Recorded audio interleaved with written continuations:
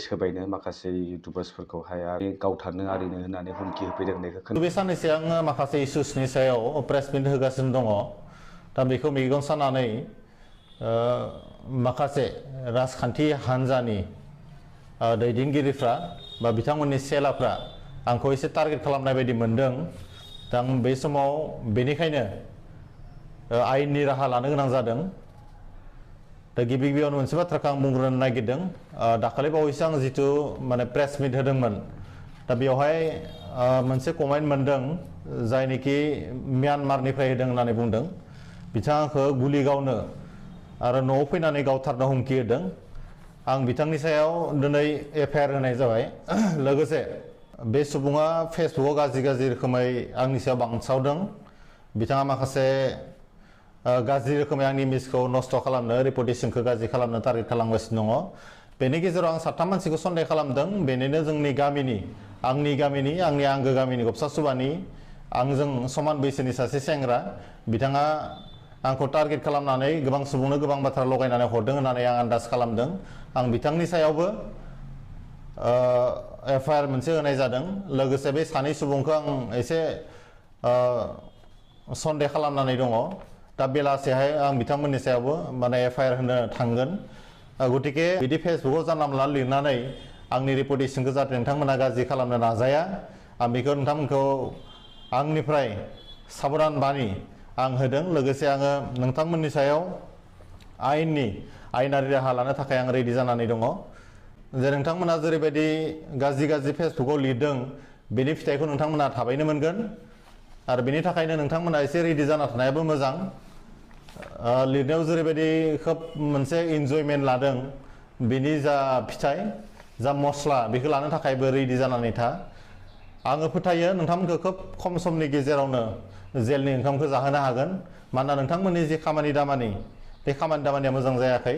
बेराफारसेथिं आंखौ गुलि गावनो हुमखि होनाय, आरोबाव फेसबुकआव गाज्रि रोखोमै बांसावनाय, नङै बाङै बाथ्राफोरखौ सोरनिबा फट'जों माखासे गाज्रि बाथ्रा सावरायनाय, बे बाथ्रानि सायाव आङो फेसबुकआव मोनदों। आंनियाव प्रुफ दङ। आं बे प्रुफफोरखौ आंनि आखायाव लाखादों। मोनसे अनलाइन पर्टेल आसाम पुलिसनि, आं बेवहायबो केसखौ रेजिस्टार खालामनाय जादों। ओंखायनो आं बिथांमोनखौ खावलायदों फैबाय थानाय समाव जाहाथे नोंथांमोनाबो एसे साबधान जायो आरो जेलनि ओंखामखौ जानो रेडि जानानै थायो। Thank you. Freedom of speech, ৱেৰ is freedom of speech? আজি কোনোবাই কিবা এটা কথা ক'লে 5 দিনা কি কৰে, তেওঁক জেলত ভৰাই দিয়ে। আৰু বাকী মানুহবিলাকে ঘৰত বহি ৰং চাই ফেচবুকত কমেণ্ট কৰে। কিয়? আপোনালোকৰ ঘৰত হোৱা নাই কাৰণে নে কি? भिडिअ आवगायलांनायनि सिगां आं मोनसे खौरां होनो सानदों, मोजां मोनसे खौरां। मुसलपुरनि थागिबि रायजो राजा नोंथांमोननि थाखाय, बा जोंनि बाक्सानि साब डिभिजन, मुसलपुर साब डिभिजन बा सालबारि साब डिभिजन जिमान दङ, तामुलपुर साब डिभिजन, स' नोंथांमोना फैनानै NBFC नि थ्रुहै, CODSA थ्रुहै माखासे लनफोरखौ मोननो थाखाय खाबु मोननो हागोन। स' बेवहाय माबायदि फेसिलिटिस होयो, बा 47+ बेंक एसोसिएटेड बेंक दङ। ओमफ्राय बिथांमोननि थ्रुयै नोंथांमोना गावनि नांगौ बायदि लनफोरखौहाय मोननो हायो। आरो बेवहाय प्रडाक्ट लनबो मोननाय जायो। फिसा फेनला गासिबो लनखौनो मोननाय जायो। स' थाबैनो फैनानै मुसलपुरनि बेलगुरि चौकआवहाय बे CODSAयाव फैनानै नोंथांमोना गावनि नांगौ बायदि लनफोरखौ फैनानै लांनो हायो। आं ओरैनो सर्ट डिटेल्स होनोसै। बेवहाय 47+ बेंकआ पार्टिसिपेट खालामो। बेनिफ्राय नोंथांनि सिभिलफोरखौ नायनानैहाय माखासे रेकर्डसफोरखौ नायनानै लनखौ आरामै इजिलि मोननो हायो। माखासे गोनांथि डकुमेन्टसफोरखौ निजे आखायाव लानानै फैबानो जाबाय, बा एजेन्सिफोरनि एजेन्सि नाम्बाराव फन खालामनानै, आं डिसक्रिपसनाव फन नाम्बारखौबो होगोन, नोंथांमोना बेयाव फन खालामनानै सोंहरनो हागोन माखासे डिटेल्सफोरखौ।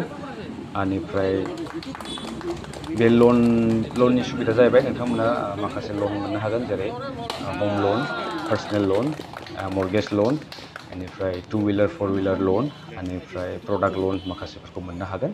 स' बयबो फै, भिजिट खालाम। एन्ड डेफिनेटलि आंनि भिडिअखौ नायनानै बे मेसेजखौ मोनदोंब्ला नोंथांमोना एसे कनसेसन मोनगोन। स' बेखिनिसै, जागोलांसै भिडिअ।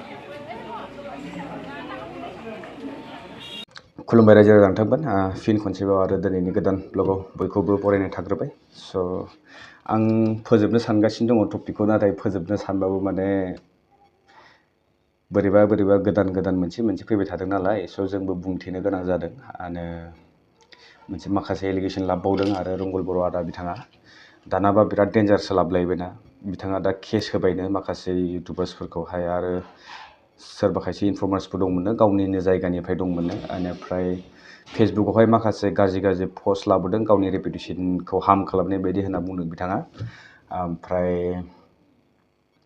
सोरबा म्यानमारनिफ्रायहायनो गावखौ न'सिम फैनानै गावथारनो आरिनो होननानै हुमखि होफैदों होननायखौ खोनादों स' जाय नायगिरि नोंथांमोन नोंसोरखौबो खावलायबाय जाहाथे माखासे हेट स्पिचफोरखौ दाहो बेनिफ्राय कमिउनिटि गाइडलाइन्सखौ नायनानै जोंबो माखासे पइन्ट्सफोरखौ खुलाय बुंनो हाया ओंखायनो जों बुङाबो स' जाय बिथांमोना फेसबुकआव गाज्रि पस्ट होदों बिथांमोना कमप्रमाइसनि गेजेरजों फैबानो जाबाय बेबायदि गावजों गाव जेल सोलायलायनाय बाथ्राफ्रा मोजां जायाखै आं सानदों आरो रंगुल बर' आदा बिथाङा गोरों गोरा मानसि स' नोंथाङाबो बुजिनांगौमोन दिनै नोंथाङा हारि सिबिनायनि खोथा बुंदों बा जाय हारि सिबिनो ओंखारबोदों बिथांमोनखौ नोङो गाथेदों बिथांमोननि सायाव नों माखासे एलिगेसन्स लाबोदों जेरै डकुमेन्टस बायदिसिना देखायनानै मा प्रुभ खालामनो नागिरदों होननानै स' थिग बेबायदि समावनो नोंथाङा दिनै मोनसे हारिनि थाखाय सोरबा मोजां मावनो थाखाय आखायाव लानाय सुबुंफोरखौ नोंथाङा दिनै प्रेसआव फैनानै 2-3 सिगांहाय नोंथाङा अकस्मात नुजाफैनानैहाय बेबायदि बिबुंथि लाबोनानै दिनै रायजो राजानि गेजेरावहाय नुजाथिफैनानै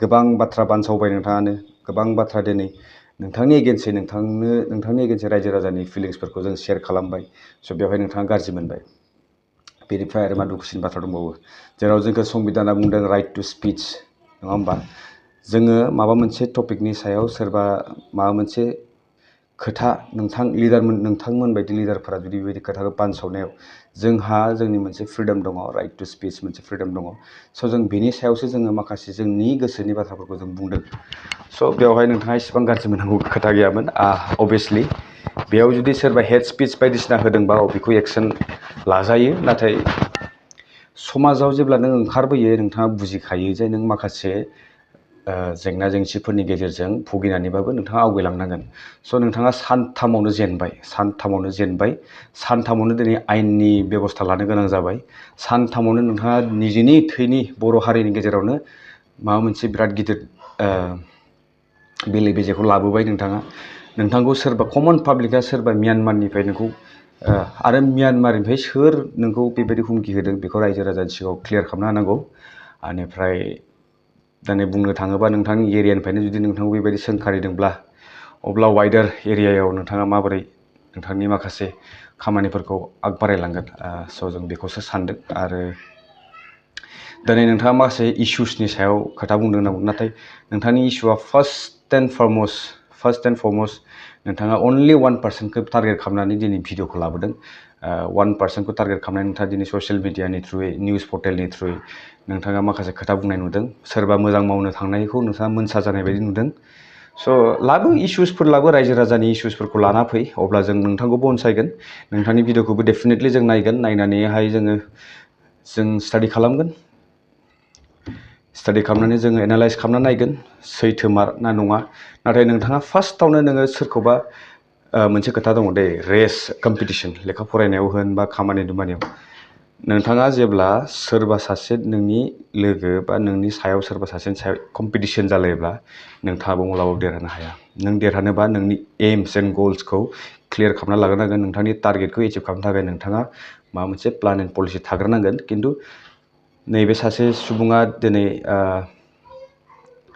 रेसाव जेनेबा खारनाय रेसावनो होन लेखा फरायनाय एग्जाम्पल होनोसै आं नोंथां जेनेबा क्लास रुमाव जेब्ला जोङो फार्स्ट रेंक हल्डारखौ नायो बिथाङा दिनै 99 स्कर खालामबाय मोनसे साबजेक्टआव स' आं बिनि एसे सायाव थांगोन बिदि नङा बिदिबा नोंथाङा जेनगोनसो नोंथाङा मोनसे टारगेटखौ क्लियार खालामना लानांगोन जे आंबो बिराद मोजां खालामगोन होननानै खिन्थु सोरनिबा फारसे कम्पिटिसन खालामब्ला नोंथाङा मालाबाबो साक्सेस जाया स' नोंथांनि एम्स एन्ड अबजेक्टिभ्सआसो क्लियार जानांगोन अब्लासो नोंथाङा बेफोरबायदि जेंना जेंसिनिफ्राय बारग'नो हागोन होननानै आंनि पइन्ट अफ भिउखौ आं फोरमायबाय स' बिसेनोसै नोंथाङा केसआनो होबायब्लालाय आरो माथो दंबावो स' जायबा केस होजादों बिथांमोना एसे नोजोर होनांगौमोन जुदि थारैनो बेबायदि माखासे हेट स्पिचफोरखौ लाबोनानै बा फेसबुकफोराव माखासे सोरनिबा रेपुटेसननि सायाव बेबायदि गाज्रि पस्टफोर लाबोदोंबा बेखौ बिथांमोना कमप्रमाइसनि गेजेरजों सल्भ खालामना लानांगौ आरो बियो रावनिबो खहा जायाखै जोंनिनो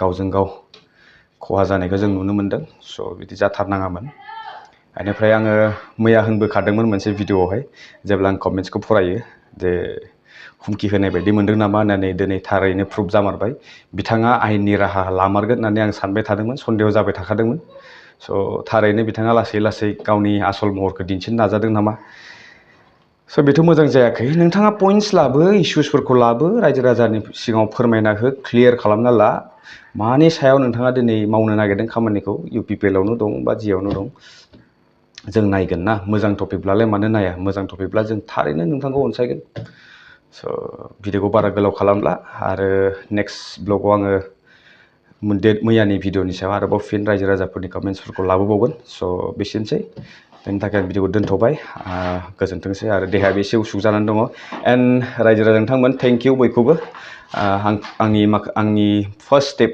टारगेटखौ एचिभ खालामनायाव सहाय खालामनायनि थाखाय स' 1K साबसक्राइबार्स अलरेडि क्रस जाबाय स' 1.5K सिम सौहैथारसिगोन एन्ड आं आसा खालामदों थिग बेबायदिनो नोंथांमोननि गेजेराव आङो फैबाय थानो खाबु मोनगोन होननानै आरो मोजां मोजां टपिकनि सायाव सावरायगोन आरो नोंथांमोना मोनसे बिराद भाइटेल रल प्ले खालामो नोंथांमोना टपिक्सफोरखौ आंनो साजेस्ट खालामना हर कमेन्टनि थ्रुयै आं बेनि सायाव भिडिअसफोरखौ लाबोनो थाखाय नाजागोन गोजोन्थों